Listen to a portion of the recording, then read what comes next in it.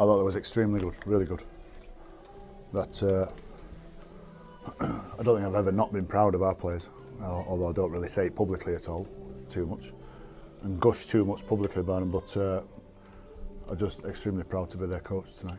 They're, I don't know where we got that second half from. I thought Saints were great, and they were beating us off the deck in that first half consistently, and didn't really, we never really got a grip of their quick play the balls. You know, we had far too many play the ball losses there. So, and I could only imagine that would have got worse in the second half because we made far too many errors and took too much defensive juice out of us. And the talk at half time from everybody, I thought was pragmatic but real as well. Some of it was, look, that's not good, you know. And I think Ryan Hall said to the players that we've taken some juice out of us there.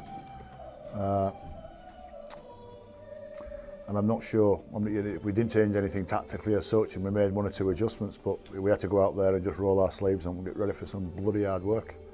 And they did that. And continued to do that right down to the dying seconds.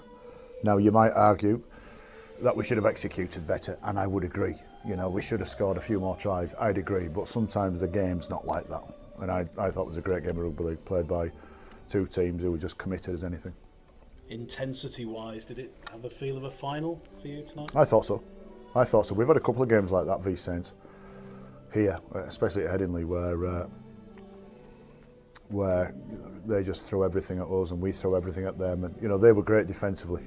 We found it really hard to break them down. And yeah, I don't have too many answers for you, but I can tell you I'm really proud. Is it a bit nervy late on for you to watch? I don't know. It's a funny one, isn't it? Because you could get your slide rule out and say where Stevie Ward should have been and Adam Cuthbertson on when we conceded that try late on. But the kid just went for it, didn't he? And sometimes when your halfbacks just go for it, you know, Cuthbert may well have broke his rib or Stevie Ward may have knocked his head off, but he didn't care. And he caught us. You know, he caught us. He went at such a pace and just went for it. So. There was a little bit of frustration that we conceded the try to make it a nervy end, but at the same time, that's what it's like at this level, and that's what teams do when they care and they want to win. And credit to them, and credit to the young fella. He did make it a nervy finish, yeah. You can hear time to say goodbye outside. A fitting farewell for that stand? Yeah, listen, I think there's far more qualified people than me to talk about the South Stand, but it's been brilliant. I mean, it's not, you know, there's nothing going to.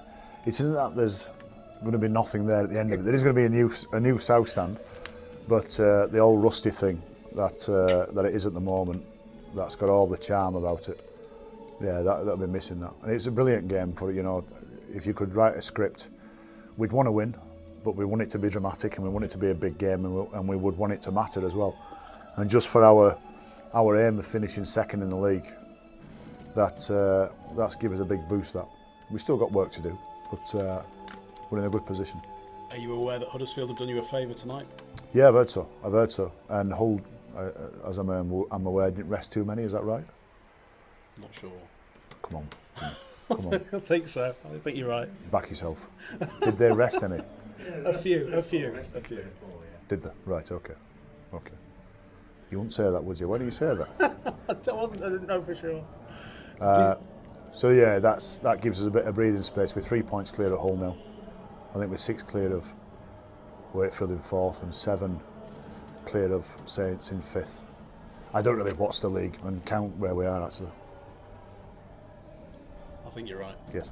Desire-wise though tonight, have you seen encouraged by that, and will that be enough to take you all the way? No, it won't be. We'd need to execute a bit better.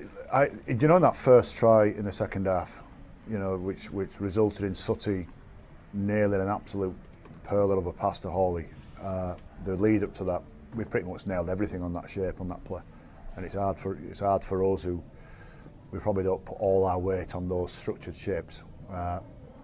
And you know, and it needed that. That my point is I'm making. We needed to be top end on every little exchange through that play. We needed to be top end to break a great Saints defensive team down. But overall, we'd need to execute a few more periods of the game better than what we did. But that's the commitment needed, though.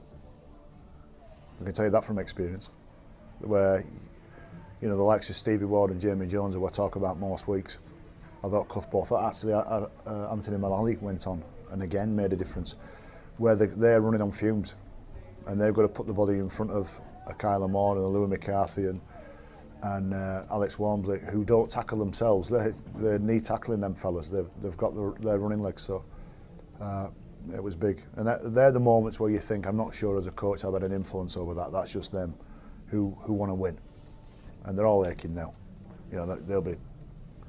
They've got strapping and ice strapped to them and all sorts of injections and pills and all sorts going in the body at the moment. And they're out there saying to the South Stand, they're going to be out there for another hour now signing autographs with, a fair few of the 16,000 people that turned up for what's been a brilliant night. How close were you to putting Rob Burrow on? All close, all game. It's a really difficult one for Rob. All game, but Matt Parcell, I just thought was going to carve him up at any stage. And sometimes Matt Parcell goes through a heavy stage or a breathy stage. He didn't tonight. He looked fresh all night. So it's a tough one on Rob. Thanks, Brian. 300 appearances for Ryan Hall in a Rhinos shirt. How special do you think it was tonight for him to go on this try scoring? Yeah, Ollie played better than what he played tonight. I thought he was good, but for his 300th appearance, on an event and on a stage tonight, I think he'd be pleased with it. I think he'd remember this one. Brian, is it time to recharge your batteries a bit now until the next game? Have a bit of a break now? Yes, yeah, we're not involved in the Challenge Cup final. Thanks. What do you tend to do during this time? Do the boys get any time off for recuperation? Yeah, they do. They're not buzzing on aeroplanes to the four corners of the world, but they'll get away from here, and there's all sorts of opinions about what you can do with it.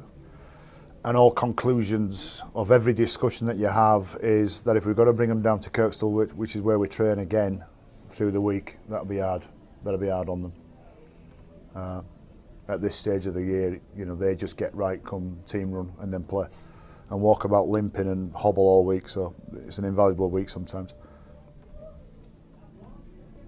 Any further questions?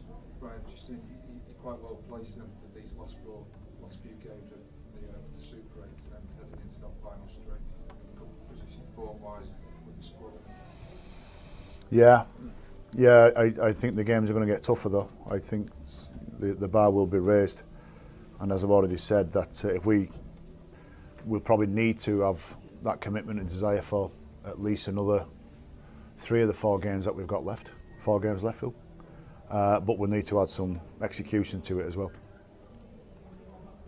We haven't guaranteed top 4 yet. We're not guaranteed top 4. There is a scenario where we can be out the top 4, as Jason Davison keeps telling me.